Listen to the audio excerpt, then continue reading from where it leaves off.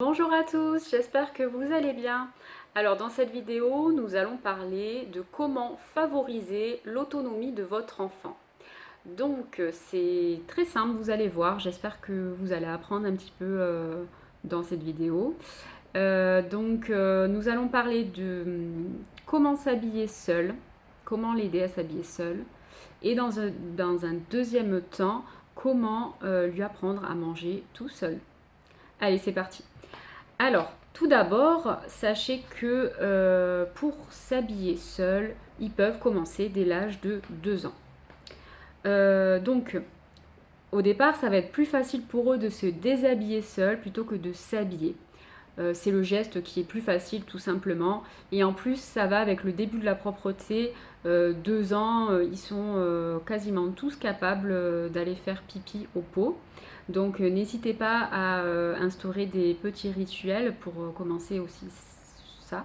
Mais nous n'allons pas parler de propreté dans cette vidéo. Privilégiez un maximum les vêtements faciles à enfiler. Donc plutôt des survêtements, des leggings, pas de boutons ou de pression, plutôt des scratchs, des choses faciles à mettre. Pareil pour les chaussures, évitez les lacets, prenez plutôt des chaussures faciles à enfiler, à scratch. Ça sera beaucoup plus facile. Et ça, pareil, l'enfant va au départ réussir à enlever les chaussures, mais pas réussir à les mettre. C'est pas grave, ne vous inquiétez pas, ça va fonctionner. Il faut évidemment avoir du temps à lui consacrer. Il faut beaucoup de temps à consacrer à votre enfant pour pouvoir l'aider dans cette autonomie. Donc ce que vous allez faire dans un premier temps, vous allez choisir avec votre enfant. C'est lui, vous allez lui donner la possibilité entre deux vêtements. Vous n'allez pas lui donner toute la penderie à choisir parce que sinon ça va durer des lustres. Mais vous vous dites, tu veux lequel, celui-là, le rouge ou le noir de pantalon? Et ensuite vous vous installez, vous préparez déjà à l'avance les vêtements, la veille pour le lendemain. Déjà là, ça sera un gain de temps et au moins l'enfant aura choisi son vêtement. Encore mieux, vous allez faire les boutiques et vous demandez à votre enfant de choisir. Ça peut être aussi ça, à partir de 2-3 ans, ça commence, les filles commencent à être coquettes et les garçons commencent aussi à être coquets. Hein. Donc n'hésitez pas à les faire choisir, c'est important aussi pour eux. Par exemple, la chaussette, vous allez commencer par le bout du pied, vous allez lui mettre la chaussette sur le bout du pied et ensuite vous allez lui demander allez vas-y tu continues, tu prends le rebord et tu le fais glisser jusqu'au talon. Et en fait ce qui est bien sur les chaussettes c'est qu'on voit bien la démarcation et donc on explique à l'enfant ici c'est là où on met le talon donc il faut que tu tires. Voilà. Pareil pour le pantalon on va l'étaler à plat sur le sol. L'enfant va s'asseoir et il va enfiler d'abord un pied, ensuite l'autre jusqu'au bout, jusqu'à ce qu'on voit le pied. Donc ça peut être aussi un jeu, n'hésitez pas à en faire un jeu et ne pas forcer l'enfant à dire allez dépêche-toi, habille-toi, vite on va être en retard. Non, oubliez tout ça parce que sinon vous allez frustrer votre enfant, c'est tout ce que vous allez faire. C'est pour cela que je vous dis qu'il faut vraiment avoir du temps à consacrer à votre enfant. Donc vous allez lui apprendre petit à petit, bien sûr il va falloir répéter plusieurs fois ces choses-là. Bien sûr il va falloir poser ce pantalon au sol pour qu'il puisse commencer à comprendre le fonctionnement et à apprendre à le faire seul. Ensuite, une fois que l'enfant a remonté le pantalon dans ses jambes, qu'on voit son bout de pied, on lui demande de se mettre debout et là il va prendre son pantalon et soulever. Souvent c'est derrière, c'est les fesses, c'est un peu plus difficile. Donc hop, on aide, on lui dit je vais t'aider à faire derrière. Et on peut lui demander de finir, hein, parce qu'il y a des enfants qui sont dans cette démarche et qui veulent tout faire tout seuls, sauf qu'ils ne savent pas encore. En même temps, c'est normal, il faut leur apprendre à faire seul, mais au départ, on ne peut pas apprendre si on ne nous a pas montré. Donc voilà, c'est pour ça que c'est important de leur montrer. Ensuite, ce que je voulais dire par rapport à ça, n'hésitez pas aussi, si vous le pouvez, à le faire devant un miroir. Comme ça, l'enfant va pouvoir se regarder, surtout pour le t-shirt. Le t-shirt, c'est jamais facile parce qu'au départ, ils n'arrivent pas vraiment à l'enlever comme nous. Nous, on enlève tout en même temps.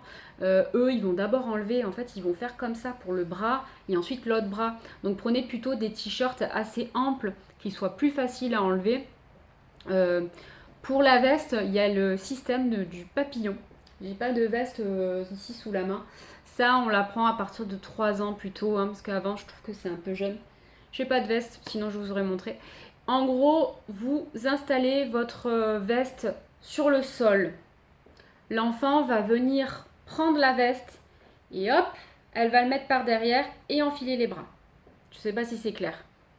Voilà. C'est le système du papillon. Une fois qu'elle est par terre, elle l'attrape elle met les mains en fait dans les deux bras et hop, elle va le mettre comme ceci. Et ensuite, il n'y aura plus qu'à zipper, dézipper ou faire les boutons. Ça aussi, c'est un apprentissage. Et il existe d'ailleurs des planches Montessori enfin oui, c'est type Montessori. Où ils apprennent à faire leurs lacets, à faire les boutons de pression, les scratchs, les attaches, je perds mes mots, enfin voilà, tout ce qui est attache en fait. Voilà, pour apprendre à s'habiller, c'est à peu près tout. Ensuite, les chaussures.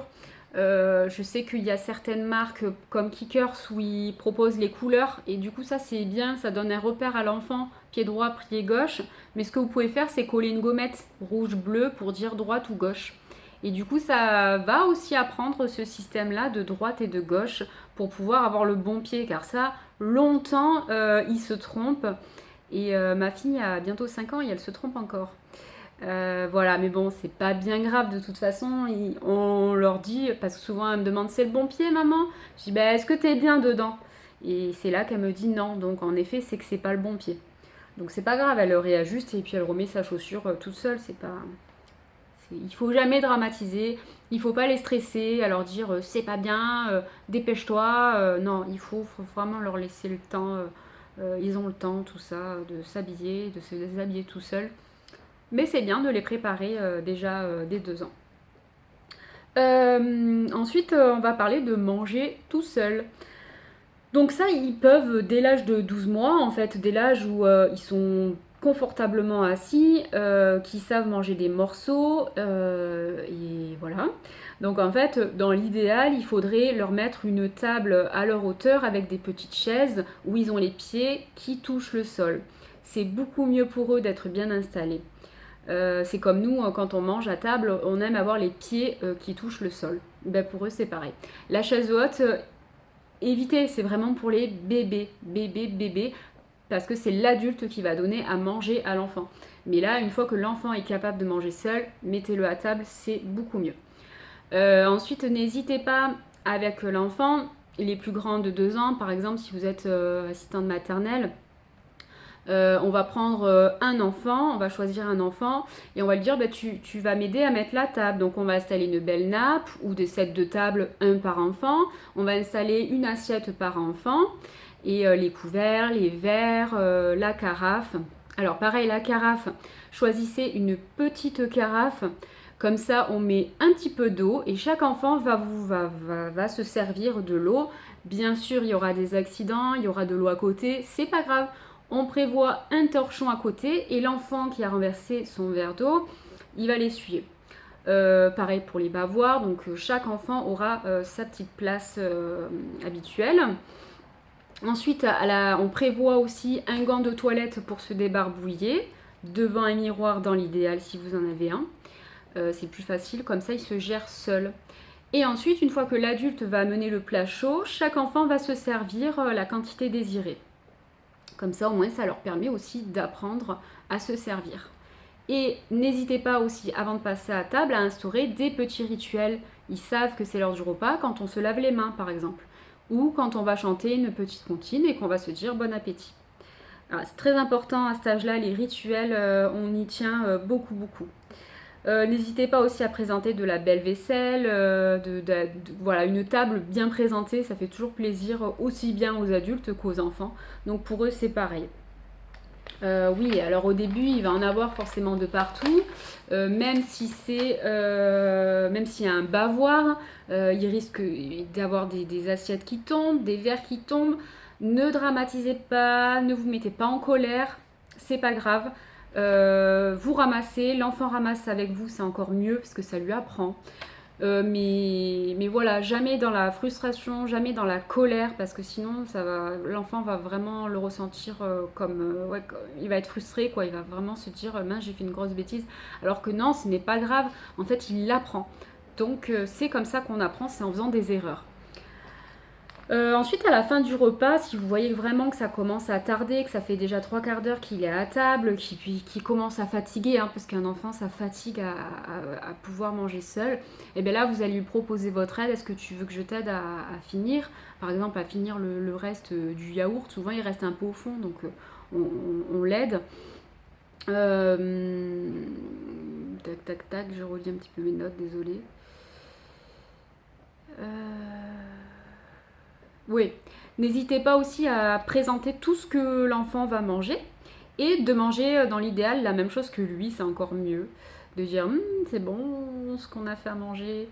Voilà, après oui, si vous pouvez préparer à manger ensemble, c'est encore mieux, mais c'est délicat par rapport à notre métier, c'est encore délicat. Hein. Mis à part la pâtisserie, c'est vrai que faire des gros plats, c'est vraiment compliqué. En général, moi en tant qu'assistante maternelle, je le fais la veille et le lendemain, c'est prêt dans un plat, il n'y a plus qu'à réchauffer. Voilà. Donc voilà, moi je mange aussi avec les enfants. En général, je fais manger bébé avant et ensuite avec les grands, on se met à table et on mange. Alors oui, je mange à leur hauteur, hein. Je mange sur une petite table, une petite chaise, mais c'est pas grave, au moins je suis avec eux. Et j'utilise pas de couteau parce que c'est dangereux, donc même pour eux, hein, ils ont le droit d'avoir des couteaux, mais c'est des couteaux à beurre. Au moins il n'y a pas de risque. Oui, parce que tout ce qui est banane et tout, on leur apprend à couper la banane, etc. Voilà, c'est très important aussi cet aspect-là. Donc ensuite, on va expliquer, c'est salé, c'est sucré, c'est de la sauce tomate, etc.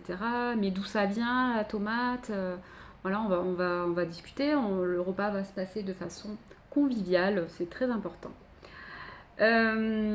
Ensuite, quand le repas est terminé, à table, je ne l'ai pas précisé, mais on aura mis 2 poubelles de table, 2 petites poubelles où vous avez ce que vous avez, hein, soit 2 sacs, soit moi c'est 2 petites poubelles. Une où on va mettre, donc on va commencer le recyclage, tout ce qui est papier, tout ce qui est les choses qui vont se recycler dans une poubelle.